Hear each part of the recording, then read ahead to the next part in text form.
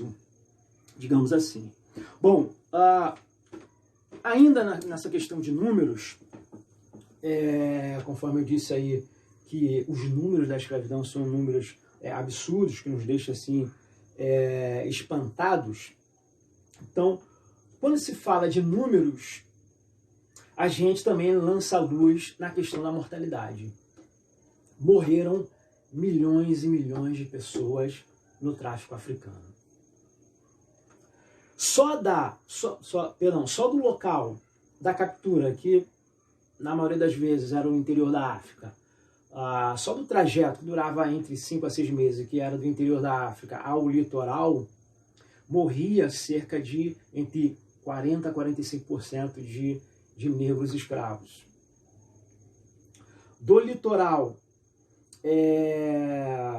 quando eles chegavam no litoral, ficavam ali cerca de um mês e meio, esperando, trancafiado ali nos barracões, trancafiados nas correntes, tudo mais, preso nas correntes, um mês e meio, ali morria mais entre 10% a 15%. Desses sobreviventes, que encaravam uma das piores partes, que era a travessia do mar, né? Travessia do Atlântico, que era sair lá da África e vir aqui para as Américas, seja a América do Norte, do Sul, Central, enfim, e tudo mais. Só nesse processo todo morria mais 10%.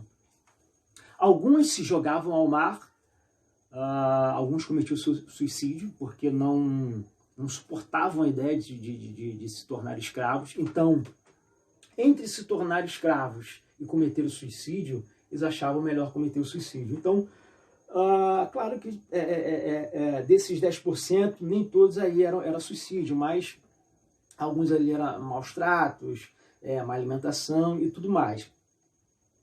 Quando chegavam nas Américas, mais 5% morriam no processo de transporte lá do porto até o seu local de trabalho, ou seja, do porto de chegada, aqui nas Américas, até ele chegar nas fazendas de cana-de-açúcar, ou seja lá qual for, morriam mais 5% no caminho. Alguns por resistência, enfim, eram mortos e tudo mais.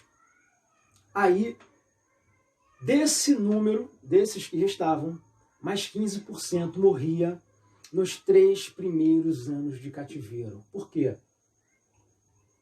Porque eles não resistiam. Alguns morriam porque tentavam fazer aí levantes, fugir e tudo mais, e acabavam aí sendo mortos. Então, a história da escravidão é uma história que está repleta de sangue, repleta de dor, repleta de angústia. E por isso que eu digo que é um assunto que devemos debater, devemos conversar, devemos problematizar. Então, quando as pessoas hoje falam que preconceito racial é mimimi, ou às vezes quer levar as coisas dentro dessa linha de raciocínio, eu aconselho a estudar um pouco mais sobre a escravidão e as consequências da escravidão. Entenda que tudo nessa vida tem consequências. Se você tem dentro de um país um período muito longínquo escravagista, é claro que de alguma maneira isso a longo prazo isso vai reverberar de uma forma negativa. Ainda dentro desses números absurdos, durante esses 3 séculos e meio, o próprio mar, o próprio Atlântico, ele é apelidado como um cemitério de escravos. Porque nessa travessia, nesses 300 e nesses quase 400 anos de escravidão, morreram quase 2 milhões de negros sendo trazidos da África para cá. Então, você pegando cerca de quase 2 milhões e calculando aí, dividindo por dia, era cerca de 14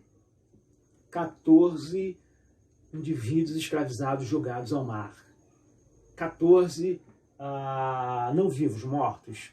14 cadáveres de negros jogados ao mar todos os dias, durante esses 300 e poucos anos aí de escravidão. Ao chegar no Brasil, há algo muito interessante a ser problematizado, que é a questão da morte social. O indivíduo, quando ele chegava, ele tinha a sua identidade destruída. Ele passava por um processo de morte social, porque ele saía do seu habitat natural, vinha para um lugar desconhecido, que não era o seu lugar, não era o seu ambiente. Então ele tinha a sua identidade anulada e ele precisava, de alguma maneira, se reinventar, se construir novamente, e tudo isso subordinado ao querer do seu senhor. Aqui eu quero destacar alguns sofrimentos que esses escravos passavam, e uma delas é as marcas, né, que esses escravos recebiam na pele, que era cerca de 4 ou 5 marcas. A primeira delas era a marca na pele a ferro quente, obviamente, um ferro em brasa, com a marca do traficante de escravo. Recebia uma outra marca da coroa portuguesa na pele, a ferro quente. Recebia uma outra marca da cruz, que é a marca de batismo católico. Ou seja, então esse negro ele tinha que anular também a sua religiosidade de matriz africana. Ele tinha que deixar de cultuar aos seus deuses, aos seus orixás, para se tornar um indivíduo católico. Então ele recebia uma marca da cruz, a ferro quente na sua pele.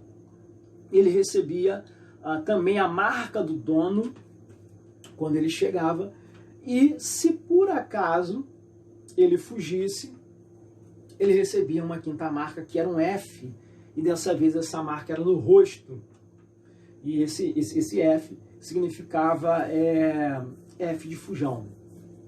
Então, nesse processo de captura, ao chegar, por exemplo, vamos usar o exemplo do Brasil, ao chegar no Brasil, dentre outras situações complicadas, constrangedoras e ruins que ele passava, uma delas era receber essas 4 marcas no seu corpo. Outros meios de se tornar, isso eu já falei, né, outros meios de tornar os escravos eram através de processos judiciais em que o condenado por roubo, adultério ou prática de feitiçaria e outros delitos se tornavam cativos. Por quê? Os líderes africanos, o governo africano, nesse período, ele chegou à conclusão de que era muito melhor você pegar indivíduos, né, que estavam passando por processos judiciais e que eram condenados. Era muito mais lucrativo você, após a condenação, vendê-lo como escravo. Que ao mesmo tempo que você retira ali do ambiente, do seio da sociedade, um indivíduo que está causando problemas, um indivíduo que não consegue viver em sociedade e por conta disso ele precisa ser alijado do próprio seio da sociedade, então o governo africano, né, das nações africanas, uniu o útil ao agradável. Ou seja, eles, ao mesmo tempo que retira esse indivíduo que está dando problema para a sociedade, ele também ganha dinheiro vendendo ele como escravo. Bom, quando se fala em escravidão, eu já vi algumas pessoas, historiadores, professores, enfim, sempre destacando, isso não deixa de ser uma grande verdade, destacando que a maioria dos escravos vieram ali do arquipélago de Cabo Verde. Mas, na verdade, o arquipélago de Cabo Verde, que é um conjunto de ilhas lá na parte de cima do mapa lá da África, nada mais foi, a partir do século XV, uma espécie de receptáculos de escravos que vinham do interior da África. Ou seja, ali se tornou uma espécie de hipermercado de escravos, um grande mercado de escravos.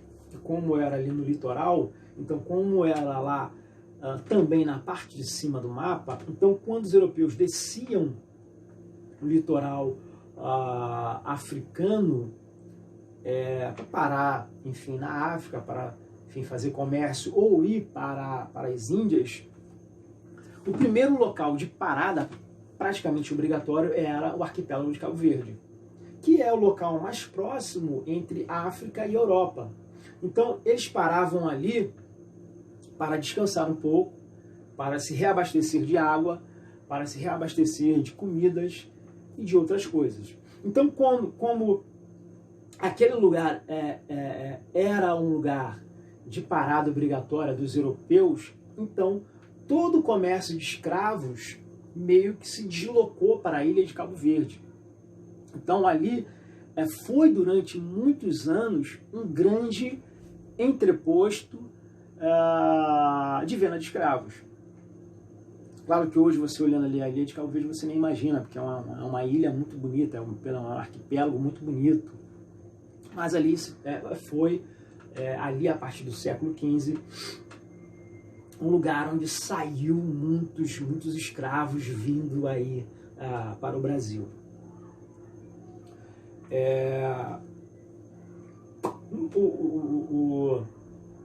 No começo do Brasil colônia, 1530, 35 e tal, quando o Brasil começa a ser colonizado, que vem as primeiras levas de escravos, a gente pode já entender daqui que o nascedouro dessa nação, o nascedouro aí desse Brasil enquanto nação, obviamente aí fazendo aí a separação das temporalidades, essa nação, ela surge, não é nem que se ergue, ela se surge pautada na mão de obra escrava. A mão de obra escrava foi, melhor dizendo, a grande mola propulsora do desenvolvimento, do nascimento econômico desse lugar enquanto nação, enquanto país. Então, quando se fala na tal da dívida social, alguns críticos do assunto gostam de lembrar disso, que a nação ela consegue surgir justamente baseado na mão de obra escrava. Então, os negros, esses indivíduos que foram escravizados, eles foram os grandes responsáveis aí pelo nascimento dessa nação. Essa nação nasce muito por conta aí da mão de obra escrava. O número de mortalidade dos navios negreiros era grande. Até o século XVIII, os traficantes passaram a tomar mais cuidados e a usar navios mais rápidos e mais bem equipados, porque morte significava prejuízos. Então, iníciozinho do século XVIII, esses traficantes começaram a ter mais cuidados. Por quê? Não é porque eles se tornaram pessoas mais humanas, mais bonzinhos e tudo mais, enfim. É porque, de alguma maneira, a morte de um escravo era um prejuízo. O escravo ali numa idade de 20 a 30 anos de idade valia aproximadamente entre 25, 27, 30 libras esterlinas, que, revertendo em reais, é mais ou menos aí cerca de 30 mil reais, 25 a 30 mil reais. Então, o escravo era muito caro. Então, você perder escravos era um prejuízo. Então, como o início da escravidão foi um início muito violento, foi um início muito duro aí, né, para esses escravos, então os traficantes eles passaram a se tornar um pouco mais maleáveis, investiram um pouco aí nos navios negreiros que recebia, né, o nome de tumbeiros, porque os escravos ficavam na parte de baixo do navio e era uma verdadeira tumba flutuante. Então eles investiram em tecnologia para a viagem se tornar mais rápida, eles não ficavam muito tempo em alto mar. Eles investiram em abrir um pouco mais, né? Colocar mais janela, vai ficar um pouco mais ventilado. Investiram na própria alimentação desses escravos aí na travessia. Eles começaram a dar uma comida melhor, porque mais ou menos ali nos 2 primeiros séculos da escravidão, os escravos eram tratados de uma forma horrível, de uma forma horrorosa. Sofriam castigos uma vez que se rebelassem, ficavam quase que seminus, acorrentados, eram mal alimentados, não comiam direito, não bebiam água direito. Em relação a fazer as suas necessidades, tinha lá um local, mas nem sempre ele era levado. Então, na maioria das vezes os escravos, enfim, não porque queriam, mas faziam as suas necessidades ali. Então você tinha, dentro desses navios negreiros, na parte de baixo, né, onde eles ficavam lá localizados, esses escravos mal alimentados, às vezes eram surrados, e num ambiente totalmente fétido, totalmente irrespirável, porque juntava urina, fezes e vômito. Então, para você ver o quanto o navio negreiro era algo horrível. Logo de cara, o navio negreiro já era uma espécie de introdução para dizer para esse indivíduo que tipo de vida ele levaria. Inclusive, há alguns relatos da época que diz que antes dos navios negreiros chegar ali no litoral, a população que morava perto do litoral, eles já sabiam quando o navio negreiro estava chegando. Porque de longe já dava para sentir aquele cheiro horrível. Antes do navio ele aparecer ali no horizonte do mar, o vento já trazia aquele cheiro horrível e as pessoas já sabiam e já identificavam, né, que o navio negreiro estava chegando. Para vocês perceberem aí o quanto o navio negreiro ele era um ambiente totalmente horrível. Ao chegar, tinha-se muito cuidado por conta aí dos traficantes de escravos, porque logo quando o navio parava, tinha que se ter alguns cuidados, porque poderia haver rebeliões, insurreições e tudo mais, então era um momento ali mais complicado. E uma coisa que eu estava quase esquecendo de falar é que, não obstante esse navio negreiro ser algo horrível para os escravos, era ainda pior para as mulheres.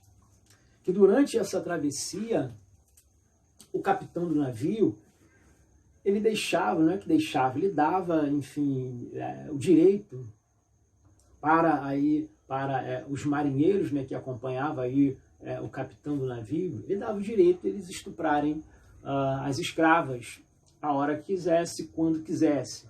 Então, não obstante estar num lugar fedorento, fluidos humanos se misturando ali com todo mundo, não ter oportunidade de tomar banho, não ter oportunidade de se alimentar direito, não ter oportunidade de beber, de dormir direito, e ainda ser punido, ser chicoteado, a escrava ainda passava por essa humilhação de sofrer uma violência sexual. Ainda passava pela humilhação de ser estupradas. Então, não obstante, o próprio psicológico já está abalado já no início dessa travessia, elas ainda tinham que passar por esse constrangimento de a grande maioria das escravas serem estupradas aí pelos marinheiros. Logo quando o navio chegava, esse navio ele era submetido a uma fiscalização sanitária, porque esses escravos chegavam muito debilitados, às vezes feridos na perna por conta ali das correntes, feridos por causa de chicotada, por causa de castigo, magros por causa da má alimentação, enfim, totalmente ruim. Quando eles passavam por uma vigilância sanitária, se o escravo estivesse muito ruim, ele era colocado em quarentena. E existia algumas casas, e isso lá no centro do Rio, né, onde se localizou os dois grandes portos ali de chegada de navios negreiros. Existiam casas específicas que era específica para engordar esses escravos que chegavam magros. Então eles chegavam muito magro, muito doente. Como vender ele magro e doente não valia muito a pena, porque ele iria ser vendido abaixo do preço em que ele valia, ia ser vendido pela metade do preço. Então era mais vantajoso você investir. Se levar ele para uma casa para ficar de quarentena, para melhorar ali as feridas, para alimentar ele bem, para engordar, e para uma vez que ele engordasse, que ele perdesse aí essa aparência de maltratado, de doente, ele se tornaria um escravo sadio e, portanto, se tornaria um escravo mais caro. Ao ser vendido para o seu senhor, é importante falar isso, a primeira coisa que o senhor fazia, isso principalmente senhores fazendeiros, donos de engenhos de açúcar, latifundiários, que existiam vários donos de escravo. A primeira coisa que o dono fazia era surrar esse escravo, era dar uma surra nesse escravo. Por que ele era surrado? Porque essa surra ela tinha uma finalidade. O senhor ele dava uma surra nesse escravo, ele batia nesse escravo, para logo de cara esse escravo entender quem na realidade manda. Essa surra era uma espécie de introdução ali dentro daquela vida de subordinação a um senhor. Então aquela surra ali servia para logo de cara você disciplinar o escravo, para logo de cara você colocar uma espécie de terror psicológico nele, para que ele pudesse estar ali subordinado o tempo todo ao seu senhor. Uma coisa interessante de ser destacada é o seguinte, a identidade original do escravo era praticamente eliminada, eu falei sobre isso, porém o resultado foi a reconstrução não apenas de uma África no Brasil, mas de muitas Áfricas que, a rigor, nunca coexistiram no continente de origem dos escravos. E também de outros e muitos Brasis. O que eu quero dizer com isso? Ao vir para cá e ter a sua identidade anulada, destruída, e o escravo precisa se ressignificar e se integrar na sociedade enquanto indivíduo escravo. Inclusive, quando se fala de resistência, se pensa muito em revoltas, em levantes, em fugas, mas isso também era uma forma de resistência. Você se integrar nessa vida de escravo da melhor maneira possível, obviamente. É claro que não é uma questão ali de se acomodar, mas de você tentar ali mais ou menos fazer o jogo do seu senhor para não sofrer. Então isso é uma espécie de resistência, que eles começaram a se integrar e entrar meio que no jogo do senhor, e ao mesmo tempo, devagarzinho ali, paulatinamente, lutar pelas alforrias, lutar pela abolição,